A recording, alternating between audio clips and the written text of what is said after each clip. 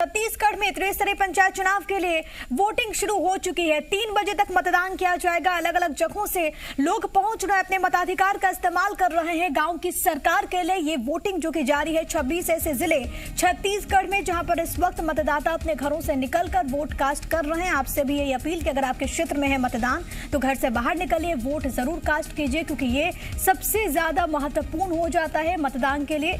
1066 मतदान केंद्र छत्तीसगढ़ के अलग अलग हिस्सों में बनाए गए हैं। 330 पंच हैं। इसके अलावा अलग अलग पदों के लिए यहां पर वोट कास्ट किए जा रहे हैं। 152 सरपंच और 27 जनपद सदस्य के अलावा 3 जिला पंचायत सदस्य भी चुने जाएंगे। कोविड प्रोटोकॉल का पूरी तरीके से ख्याल रखा जा रहा है। इसके अलावा आपको यहां पर यह बताते चले कि जब 3 बजे वोटिंग खत्म होगी उसके बाद ही सिलसिला शुरू होगा कि आखिरकार किसने बाजी मारी है। आम जनता ने गांव की सरकार का जिम्मा किसके ऊपर दिया है वो यहां पर स्पष्ट होगा, क्योंकि उसके बाद मतों की गिनती शुरू होगी। बैलेट पेपर से वोटिंग हो रही है और साथ ही साथ आपको यहां पर ये भी बताते चले कि नोटा का इस्तेमाल नहीं करेंगे, क्योंकि नोटा का ऑप्शन नहीं दिया गया है।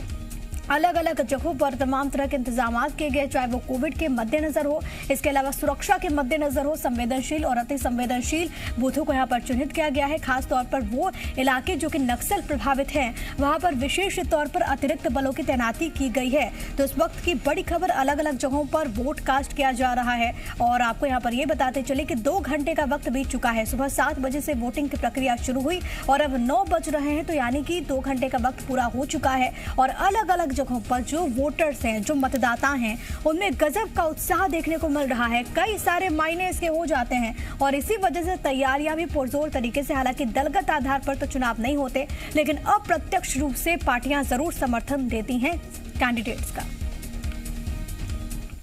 जिला पंचायत के 3 पद हैं, 27 जनपद के हैं, सरपंच के 158 हैं और पंच के 330 हैं। इन पदों के लिए कल मतदान होगा और 3 बजे मतदान केंद्र पर ही मतगणना संपन्न होगी। अधिकारी हों, अभ्यर्थी हों, आम पब्लिक हो, ये सभी वर्गों में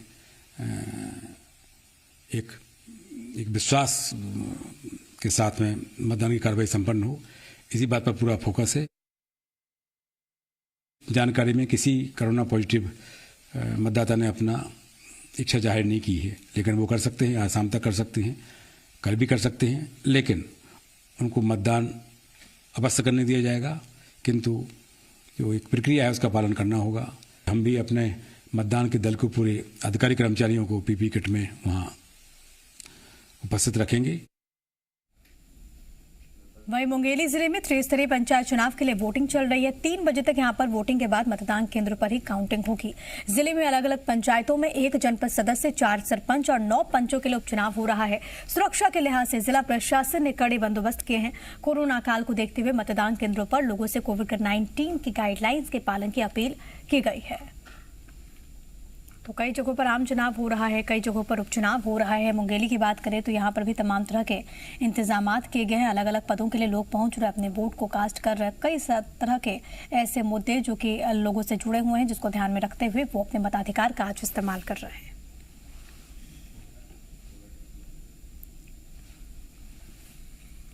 वहीं कवर्धा में पंचायत के उपचुनाव के लिए देखिए आज वोटिंग हो रही है। तय समय के अनुसार सुबह 7 बजे से मतदान शुरू हो चुका है और सुबह से ही लोगों में गजब का उत्साह नजर आता है। मतदान के लिए लोग अपने घरों से निकल रहे हैं। मतदान केंद्रों में मतदाताओं की भीड़ देखने को मिल रही है। खास तौर पर जो महिलाएं हैं वो बड़ी तादाद में यहाँ पर पहुंच रही हैं, अपने मताधिकार का इस्तेमाल कर रही हैं। सुबह 7 बजे से वोटिंग यहाँ पर शुरू हुई, जो कि जारी है। और सबसे बड़ी बात यह है कि महिलाओं में भी गजब का उत्साह इस वक्त देखने को मिल रहा है। ये बताता है कि महिलाएं और तमाम लोग, ग्रामीण जो हैं, वो कितने जागरूक हैं। और तमाम जानकारी के साथ कवर्धा से मेरे सहयोगी सतीश तंबोली इस वक्त लाइव मौजूद हैं। सीधे होने का रुख करते हैं। सतीश, अभी हम वो तस्वीरें भी दिखा रहे थे दर्शकों को और आपके पीछे भी मैं देख सकती हूँ कि महिलाएं किस तरीके से बढ़ चढ़कर हिस्सा ले रही हैं, वोट कास्ट करने के लिए पहुंची हैं। जरा और तस्वीरें दिखाइएगा, उनसे मुमकिन हो तो बात भी कीजिएगा। वहां पर किस तरीके की व्यवस्थाएं की गई हैं गाँव की सरकार को लेकर आज मतदान हो रहा है? जी बिल्कुल प्रिया, जिस प्रकार से मेरे पीछे जो भीड़ दिख रही है, उसे साफ तौर से यहाँ का जो मतदान के प्रति उत्साह है वो खास तौर से देखा जा सकता है। खास करके मैंने पहले भी बताया था, महिलाएं खास करके पहले यहाँ पे पहुंच रही हैं, अपने बारी का इंतजार यहाँ पे करते नजर आ रहे हैं। महिलाओं की भीड़ दिख रही है। और ये भी बता दूं कि काफी जागरूकता है कोरोना के प्रति। सभी ने अपना मास्क लगा रखा है, सभी ने अपना मुंह जो ढका हुआ है ताकि कोरोना के संक्रमण से बचा जा सके। आपको बता दें कि 7 बजे से मतदान की प्रक्रिया शुरू हुई है और 3 बजे तक चलेगी, लेकिन 2 घंटे बीत जाने के बाद 20% मतदान होगा, जो अच्छा प्रतिशत मतदान का कहा जा सकता है। सुरक्षा के बाकायदा इंतजाम किया गया है। अभी तक जो है मतदान की प्रक्रिया शांतिपूर्वक ढंग से चल रही है, क्योंकि अभी जो चुनाव होना है बैलेट पेपर के आधार पर होना है। अब जिस बूथ पे मैं खड़ा हूँ वहाँ सरपंच पद के लिए चुनाव होना है। 4 कैंडिडेट हैं यहाँ पे और चारों के लिए जो किस्मत जो है आज बंद हो जाएगा और मतदान के बाद आज देर शाम तक इनका परिणाम भी आ जाएगा। जी बिल्कुल, देर शाम तक आज नतीजे भी आ जाएंगे। लौटूंगे आपके पास सतीश, बने रहिएगा। लेकिन बलौदा बाजार का रुख कर लेते हैं। कैलाश मेरे साथ, मेरे सहयोगी वहां से बने हुए हैं। कैलाश, वहां पर किस तरीके की हलचल आप देख पा रहे हैं? कितने जागरूक हैं वहां के जो रहवासी हैं, जो ग्रामीण हैं, अपने मताधिकार को लेकर? पूरी होने के बाद अब सुबह 7 बजे से अभी मतदान की जो प्रक्रिया है वो शुरू हुई है। हालांकि थोड़ा ठंड यहाँ पर बना हुआ है। ठंड के बने होने का जो मतदान थोड़ा ठंड यहाँ पर बना हुआ है, ठंड के बने होने से पता है वो अभी निकल रहे हैं, थोड़े थोड़े एक एक करके निकलते जा रहे हैं।